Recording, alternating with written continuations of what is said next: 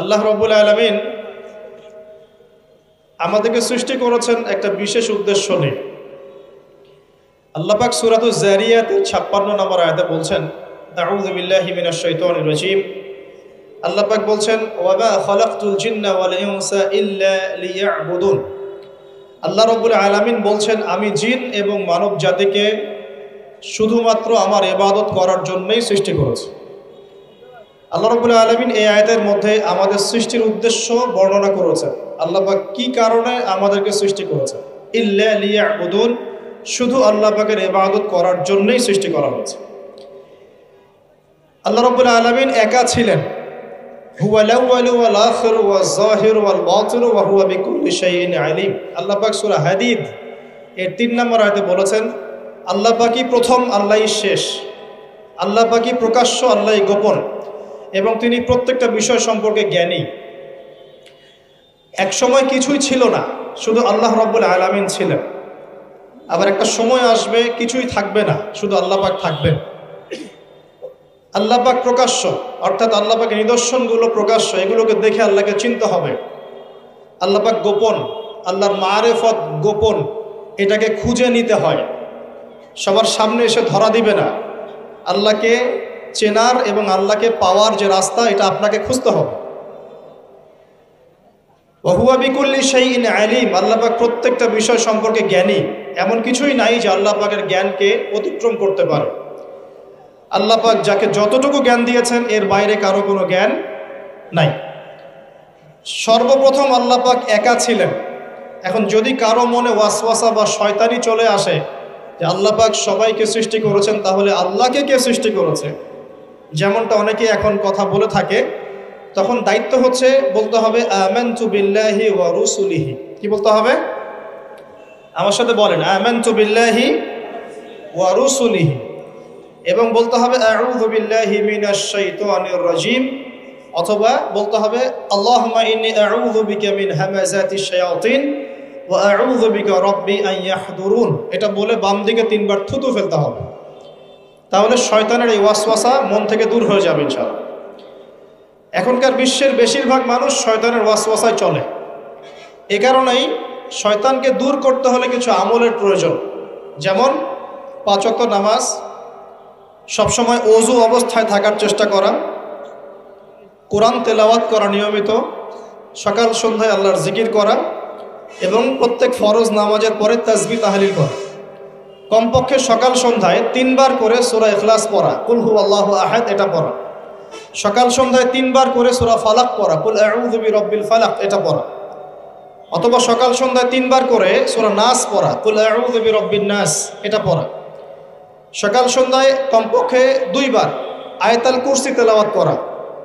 রাতের বেলা সম্ভব হলে সূরা মুলক তেলাওয়াত করা, অথবা সূরা বাকারার শেষের 3টা আয়াত তেলাওয়াত করা। এগুলো যে ব্যক্তি নিয়মিত তেলাওয়াত করে, চর্চা করে, সে শয়তানের ওয়াসওয়াসা থেকে দূরে থাকবে ইনশাআল্লাহ। আর শয়তানের ওয়াসওয়াসা অনেকভাবে হতে পারে। মানসিক, কোনো কোনো ক্ষেত্রে চোখের বদনজরও লাগতে পারে। চোখের বদনজর কিন্তু সত্য, যদিও বা বর্তমান বিজ্ঞান এগুলোকে স্বীকার করে না। আর বিজ্ঞান কোনো কিছুকে স্বীকার করলেই আমরা মানব, আর স্বীকার না করলে মানব না, এটা একটা কুফরি আকীদা। কি আকীদা? কুফরি আকীদা। বিজ্ঞান, যুক্তি, দর্শন এগুলো আল্লাহর বিধানের আওতাধীন। আল্লাহ পাকের বিধান এবং ওহী বিজ্ঞান, যুক্তি, দর্শনের আওতাধীন নয়। এই কনসেপ্টটা মুসলিমদেরকে আগে ক্লিয়ার করতে হবে। আল্লাহ রাব্বুল আলামিন তার ওহীর মধ্যে যে জ্ঞান নাজিল করেছেন, এটা চূড়ান্ত। কোনো জ্ঞান যদি এর ভিতরে পড়ে যায়, সেটা আমরা গ্রহণ করব, যেটা এর বাইরে চলে যাবে সেটাকে গ্রহণ করার প্রয়োজন নাই। দুর্ভাগ্যজনক হচ্ছে পশ্চিমারা সর্বপ্রথম নষ্ট করে দিয়েছে মুসলিম কমিউনিটিগুলোর পলিটিক্যাল সিস্টেম। দ্বিতীয়ত ধ্বংস করেছে মুসলিম জাতিগুলোর সামাজিক ব্যবস্থা। তৃতীয়ত ধ্বংস করেছে মুসলিমদের কালচার, সংস্কৃতি। চতুর্থ ধ্বংস করেছে মুসলিমদের অর্থনীতি। আর এখন ধ্বংস করতে চাচ্ছে মুসলিমদের শিক্ষানীতি। এখানে একটা চিরকুট আছে, পলিটিক্যাল আলাপ করা যাবে না। ওই জন্য আমি এখন মজা করে বলি যে পলিটিক্যাল আলাপ আমরা শিক্ষিতরা করতে পারবো না। কে করতে পারবে? হিরো আলম। কথা বুঝতে পারছেন না? ও করতে পারবে, ও প্রচারণা চালাতে পারবে, ভোট চাইতে পারবে, এমপি হতে পারবে, শিক্ষিত সমাজ কথা বলতে পারবে। সর্বপ্রথম যে বিষটা দেওয়া হয়েছে পশ্চিমা সভ্যতা থেকে, সেটা হলো মুসলিমদের একটা কমিউনিটি ছিল ইউনাইটেড, এটাকে কেটে টুকরা টুকরা করে বিভক্ত করে ফেলা হয়েছে। এটা 1 নম্বর কাজ তারা করেছে। 2 নম্বর, পলিটিক্যাল সিস্টেমগুলোর মধ্যে বিষ ঢুকিয়ে দেওয়া হয়েছে, বিষ। এখানে ভাইয়ে ভাইয়ে মারামারি করবে এখন, ভাই ভাই, দুজনেই ভাই। আচ্ছা, 3 নম্বর করা হয়েছে কালচার। আমাদের যে কালচারগুলো আছে, এই কালচারগুলোকে ধ্বংস করে দেওয়া হচ্ছে। পশ্চিমা কালচারে সব কিছুই চলছে, আমাদের চেহারা স্রোত থেকে শুরু করে আকীদা, আদর্শ, সব কিছুই, পরিবার, সব কিছুই। পশ্চিমা কালচার ছাড়া আমরা চলতে পারছি না। একটা বিয়ে হবে, সেই বিয়েতেও গিয়ে দেখবেন প্রথমে গায়রে মাহরাম, মাহরামের কোনো বাস বিচার নাই, যে যাকে পাচ্ছে হলুদ মাখাচ্ছে, ডিজে পার্টি হচ্ছে, ধুমধারাক্কা গান হচ্ছে। বিয়ের শুরুটাই হচ্ছে পশ্চিমা কালচার। প্রত্যেকটা সেক্টরে অর্থনীতি, আল্লাহ পাক ব্যবসা হালাল দিয়েছেন, আল্লাহ পাক দিয়েছেন যাকাত ভিত্তিক অর্থনৈতিক সিস্টেম, সাদাকা, ওশর, সাদাকাতুল ফিতর ইত্যাদি, এগুলো সব বাদ। এখন চলছে সুদ। কি চলছে? সুদ আর প্রতারণা, ঘুষ আর দুর্নীতি। এখানেও পশ্চিমা কালচার। আরেকটা কি? শিক্ষা। এখন শিক্ষার মধ্যেও আস্তে আস্তে সব পশ্চিমা কালচার ঢুকে দেওয়ার চেষ্টা করছে। আর আমরা কি করছি আসলে? আমরা আপোষে মারামারি কাটাকাটি করছি, আপোষে গীবত তমুত সমালোচনায় ব্যস্ত আছি। কে কার ভুল ধরবো, কে কাকে আন্ডারস্টিমেট করব, কে কাকে অনলাইনে ধুয়ে রেখে দিব, এগুলোই আমাদের কাজে। তো আল্লাহ পাক আমাদেরকে বুঝ দান করুন, বোধ শক্তি দান করুন, যে আল্লাহ পাক যেন আমাদেরকে বোঝার তৌফিক দেন। কোরআন এবং সুন্নাহর মধ্যে যে জ্ঞানটা আছে এটাই চূড়ান্ত। এর বাইরে অনেক জ্ঞান থাকতে পারে, সেই জ্ঞান আমরা নিব না এমন নয়, সেই জ্ঞানও আমরা নিব, কিন্তু যখন সেটা কোরআন সুন্নাহর মানদণ্ডে টিকে যাবে তখন নিব। দেখা যায় কোরআন সুন্নাহর সাথে সাংঘর্ষিক, সেই জ্ঞানটা আমরা নিব না, সিম্পল। কারণ আমরা তো মুসলিম, অন্যদের পরকালীন কনসেপ্ট নাই, অন্যদের পরকালের হিসেব নিকেশের ভয় নাই, তাদের পরকালীন কোনো চেতনা নাই, কিন্তু আমাদের আছে না? আমাদেরকে মৃত্যুবরণ করতে হবে, কবরে সওয়াল জবাব দিতে হবে, আমাদের হাসর, মিজান, পুলসিরাত আমাদের সামনে অপেক্ষা করছে। আর আমরা চাই জান্নাতে যেতে। কোথায় যেতে? জান্নাতে যেতে। তাহলে আমাদেরকে তো 8-10টা মানুষের মতো চিন্তা করলে হবে না, হবে? অতএব জীবনের প্রতিটা ক্ষেত্র আল্লাহ পাকের ওহির বিধানে যে চলবে, ইনশাআল্লাহ সে সফল, দুনিয়াতেও সফল, পরকালেও সফল ইনশাআল্লাহ। আর আমরা ইসলাম কারো উপর জোর করে চাপিয়ে দিব না, দিব? ইসলামের মধ্যে জোর জবরদস্তি নাই, লা ইকরাহা ফিদ্দিন, দ্বীনের মধ্যে কোনো জোর জবরদস্তি নাই। সত্য মিথ্যাকে স্পষ্ট করে উপস্থাপন করতে হবে। যার মনের মধ্যে আল্লাহ পাক হেদায়েত দিবেন, সে সত্যের পথে চলে আসবে ইনশাআল্লাহ। যাকে আল্লাহ পাক হেদায়েত দিবেন না, তাকে আপনি হাজার দিন বোঝালেও সে সত্য গ্রহণ করবে না। অতএব ফাযাক্কির ইন্নামা আনতা মুযাক্কির, আল্লাহ পাক বলেছেন তুমি উপদেশ দাও, তুমি শুধু উপদেশ দাতা মাত্র। লাস্তা আলাইহিম বিমুসাইতির, তুমি কারো প্রতি দারোগা নও, কাউকে চাপিয়ে দিতে পারবে না। ফাযাক্কির ইন্নাফাআতিয যিকরা, উপদেশ দাও, যদি উপদেশ কাজে লাগে। সায়াযাক্কারু মান ইয়াখশা, যে আল্লাহকে ভয় করে সে অচিরেই কিন্তু উপদেশ গ্রহণ করবে। আল্লাহ পাক আমাদের সবাইকে আল্লাহর উপদেশ অর্থাৎ কোরআন সুন্নাহর ওহীর জ্ঞান অর্জন করার তৌফিক দান করুন এবং সেই জ্ঞান অনুযায়ী আমল করার তৌফিক দান করুন। আল্লাহ পাক মানুষ সৃষ্টি করে কি করেছেন সেটা জানার আগে আমরা এটা জানবো যে আল্লাহ রাব্বুল আলামিন যখন একা ছিলেন, তারপর আল্লাহ পাক কি করেছেন জানতে ইচ্ছা করে না? আচ্ছা, আজকে আমরা হিস্ট্রিটা বলছি, শুনুন। আস্তে আস্তে আমি যুবকদের দিকেও আসবো এবং সমকালীন প্রেক্ষাপটেও আসবো ইনশাআল্লাহ। আর সবশেষে আমরা ফিনিশিং দিব এভাবে, সমকালীন প্রেক্ষাপটে আমাদের করণীয় কাজগুলো কী কী। আল্লাহ পাক আমাদেরকে বোঝার তৌফিক দেন। আল্লাহ পাক একা ছিলেন, তারপর আল্লাহ সৃষ্টি করেছেন আরশে আজিম। এই জায়গাটা একটু ফাঁকা করো প্লিজ। আল্লাহ পাক সৃষ্টি করেছেন কি? আরশে আজিম। আরশ কি জিনিস? যেই আরশের ছায়ায় আল্লাহ পাক কিয়ামতের মাঠে 7 শ্রেণীর মানুষকে ছায়া দিবেন, যেদিন এই ছায়া ছাড়া অন্য কোনো ছায়া থাকবে না। আরশটাকে একটু বুঝি। একটা হাদিসের মধ্যে নবী সাল্লাল্লাহু আলাইহি ওয়াসাল্লাম বলেছেন, নবীর নাম শুনলেই দরুদ পড়বেন, বলবেন সাল্লাল্লাহু আলাইহি ওয়াসাল্লাম। নবীজি বলছেন, দেখো এই পৃথিবী থেকে প্রথম মহাবিশ্বের দূরত্ব হচ্ছে 500 বছরের পথ। কত বছর? 500 বছর। এভাবে দ্বিতীয় মহাকাশ থেকে তৃতীয় মহাকাশ দূরত্ব 500 বছরের পথ। এইভাবে প্রত্যেক আসমানের মধ্যে দূরত্ব হচ্ছে কত বছরের পথ? 500। সপ্তম আসমানের উপরে আছে সিদরাতুল মুনতাহা। কি আছে? এটা একটা কুল গাছ, বড়ই গাছ। নাসা আবিষ্কার করতে পেরেছে? অতএব বিশ্ববাসী বিশ্বাস করবে না।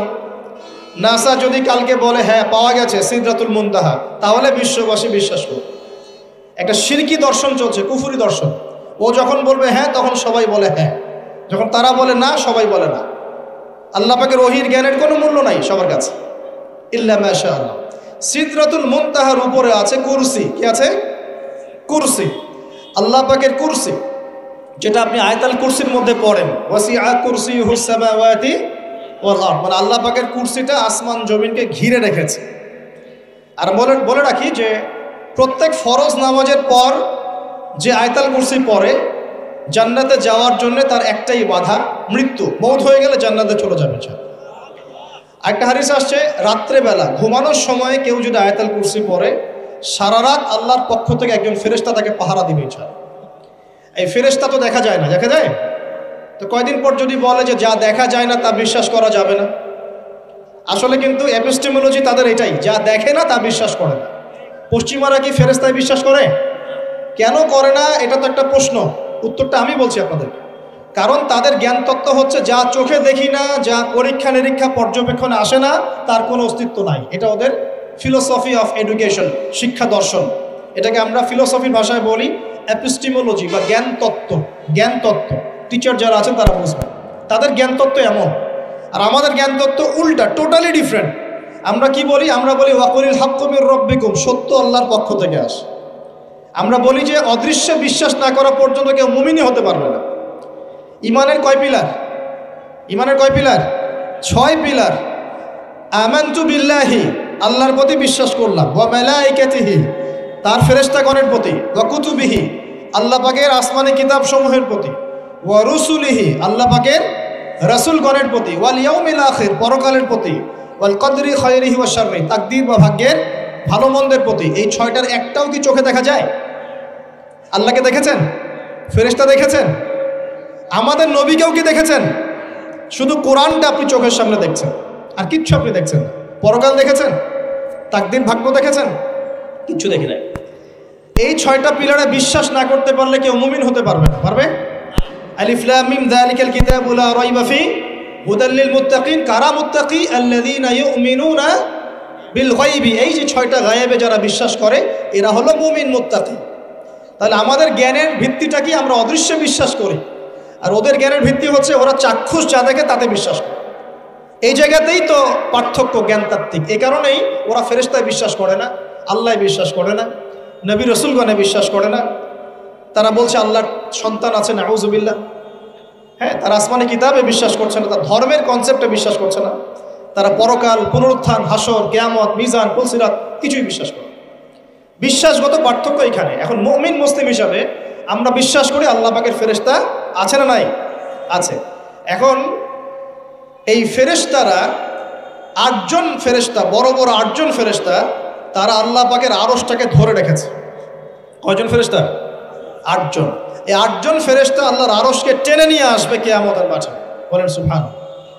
আল্লাহ পাকের এমনও ফেরেশতা আছেন যারা একটা ফুৎকার দিবে, জাস্ট একটা ফু, এক ফুৎকারে পুরো মহাবিশ্ব ধ্বংস হয়ে যাবে। এত শক্তিশালী ফেরেশতা আছে আল্লাহ পাক। আমরা যখন মায়ের গর্ভে ছিলাম, এরকম একজন ফেরেশতাই আল্লাহর পক্ষ থেকে রূহ নিয়ে এসে মায়ের গর্ভে ফুঁকে দিয়েছে এবং আল্লাহর হুকুমে 4টা বিষয় লিখে দিয়েছে। আমরা প্রত্যেকে যখন মায়ের গর্ভে ছিলাম, বয়স ছিল 4 মাস 10 দিন। আমরা তো সব ভুলে গেছি এখন, এগুলো মাত্র 4 মাস 10 দিন। এখন শরীরে শক্তি আছে তো, এই জন্য শৈশব, বাল্যকাল সব ভুলে গেছে। আবার একদিন শরীরে শক্তি থাকবে না, তখন আবার আল্লাহ আল্লাহ করা শুরু করে। 2 দিন ডায়রিয়া হলেই আল্লাহ আল্লাহ শুরু হয়ে যায়। যখন মানুষ সুস্থ থাকে আল্লাহর বিরুদ্ধাচারণ করে, আল্লাহ বলতে কেউ নাই। ঠিক আছে? তো ওই ফেরেশতা লিখে দিয়েছেন 4টা জিনিস আল্লাহর পক্ষ থেকে। 1, সেই ব্যক্তির হায়াত কতটুকু হবে। 2, দুনিয়াতে রিজিক পাবে, কি কি রিজিক পাবে। 3 নাম্বার, তার কাজগুলো কি কি হবে, দুনিয়ায় কি কি কাজ করবে সে। আর 4 নাম্বার, তার সৌভাগ্য, সে সৌভাগ্যবান হবে না দুর্ভাগ্যবান হবে, মানে জান্নাতি হবে না জাহান্নামী হবে। এটা লিখে দেওয়া হয়ে গেছে। এখন এরকম 8জন বড় বড় ফেরেশতা আল্লাহর আরশটাকে ধরে রেখেছেন। আর আমরা বলছি কুরসির কথা। এই কুরসি আসমান জমিনকে ঘিরে আছে। আর আয়াতুল কুরসি যে ব্যক্তি তেলাওয়াত করবে, ইনশাআল্লাহ তাআলা আল্লাহর পক্ষ থেকে একজন ফেরেশতা তাকে সারা রাত পাহারা দিবে ইনশাআল্লাহ। এই